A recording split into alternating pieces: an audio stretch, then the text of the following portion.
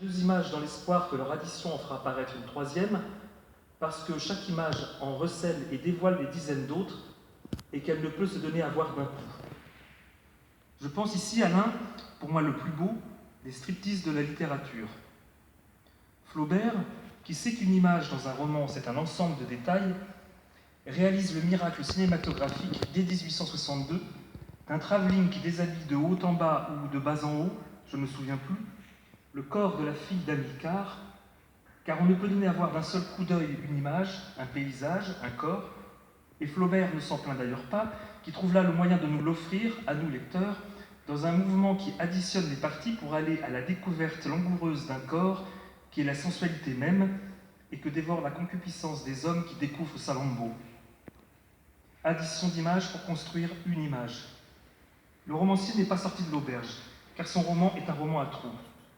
Il écrit son livre pour voir quel paysage, quel chemin pourrait le mener d'une image à l'autre, car au départ, s'il a des images, il faut trouver les routes qui les mènent de l'une à l'autre. Chaque image contient des images, mais la route qu'il ne voit pas encore pour aller de l'une à l'autre additionne encore des images, dont son cerveau lui a refusé pour l'instant le droit de les voir. Il va écrire pour trouver les images qui séparent les deux images qu'il a en tête. Et comme chacune des deux est composée de beaucoup d'autres, sa route ne sera pas simple. Lui, par exemple, il avait l'image d'une femme attendant un train dans la nuit, et puis une autre, la même femme, seule encore, dans un restaurant. Il lui faudra donc non seulement les décrire l'une et l'autre, avec le risque de s'égarer en chacune d'elles, imaginons, décrire une gare, décrire la nuit, décrire le banc sur lequel sa femme s'assied. Tiens, restons-en au banc par exemple. En bois, en fer, en pierre, récent, brut, peint, en rouge, en vert. Quel vert? Anis. Le banc confortable, raide, recouvert de chure de pigeons, de graffitis. Si oui, avec des cœurs inscrits ou des initiales, des propos obscènes, etc. Mais il faut se décider. Est-ce que la femme, on n'ouvrira pas l'abîme qui consisterait à lui trouver un âge ni un corps, et encore moins un nom? Simplement, on se demandera, a-t-elle dîné? Vient-elle prendre le train ou attendre quelqu'un? A-t-elle ou non un bagage? Ah non, elle n'en a pas, c'est déjà un indice. Il faudra bien que le romancier sache, comprenne, risque une hypothèse. Alors allons-y. Mettons-nous à sa place et disons que la femme attend un train non pas pour y monter, mais parce que doit en descendre un homme qu'elle attend. Est-ce une histoire d'amour? On serait tenté de le croire. Mais voilà qu'on va soustraire cette hypothèse à la vue des multiples additions possibles, même si cette soustraction ne retire rien à l'infinité des possibles qui restent en jeu. Car on se dirait que la femme attend, mettons, son comptable, et qu'au lieu d'une amoureuse, nous avons affaire à une chef d'entreprise qui ne rigole pas du tout avec les comptes et qui dirige sa boîte avec une main de fer. Elle l'attend donc, mais le comptable ne vient pas. Cet abruti a loupé son train, et voilà que la femme va devoir aller dîner seule. Et là, vertige à nouveau. Table ronde, carré, nappe en tissu, en papier, lumière tamisée, blafarde. Le vertige nous prend devant l'horizon sans fin des possibles, un avant-goût d'infini et donc de mort, dans cette addition sans fin des effets de réel, si mal nommée par Roland Barthes, quand c'est le réel lui-même qui cogne à la porte ou, dans le cas présent, s'invite à la table.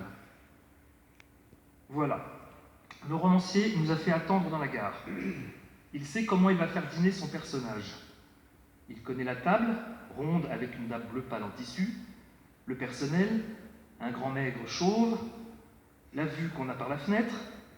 Le romancier a assis son personnage devant la fenêtre, elle contemple le mimosa sur sa gauche, le laurier rose sur la droite, indication précieuse sur la saison et peut-être la localisation de la scène, mais aussi effet qui met en perspective l'ennui, la solitude, peut-être une pointe naissante de mélancolie, les odeurs qui se dégagent des cuisines, relents de sauge, d'estragon, une pointe d'huile d'olive. Il faut dire que le romancier connaît le menu par cœur, et pour un peu, la salive lui viendrait à la bouche, mais il n'est pas temps pour lui de se mettre à table, il doit relier les deux séquences. Et le voilà parti, s'élançant avec la femme, elle est donc encore dans la gare, se lève du banc, mais entend-on la crinoline de sa robe? Soulève-t-elle sa voilette? Court-elle vers le train à vapeur ou, en jean, t-shirt et basket, vers le dernier TGV inouï avec Wi-Fi? Bref, et quand je dis bref, on se doute bien qu'il s'agit mine de rien d'additionner à 3 fois rien à mon récit, en faisant mine de soustraire des phrases décisives.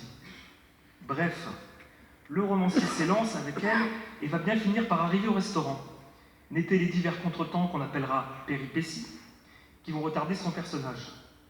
Des travaux, un embouteillage, un accident de voiture avec 2 gars qui s'envoient des noms d'oiseaux, et tiens, des oiseaux, qu'elle peut prendre le temps de regarder sur la corniche d'une maison, dont elle aperçoit par la fenêtre un jeune homme torse nu qui joue avec un pistolet, ou un accident qui fera remonter à la femme des considérations sur la vanité de toute chose, ou sur la mort d'un amour dont elle trompe son incapacité à l'oublier en se jetant à corps perdu dans le monde sauvage des affaires, ou que sais-je, un regard critique ou navré sur la vie citadine, une brutale envie de campagne, un dégoût des trottinettes et des pistes cyclables. Mais ici, dans le déplacement d'une image à l'autre, il se peut que le romancier, happé par l'infinité des surimpressions, des additions ouvrant sur d'autres additions, souffre du syndrome du paradoxe de Zénon, et que, à force de pointer les détails, de les trouer pour faire surgir d'autres détails, il n'arrive jamais à destination et son personnage au restaurant.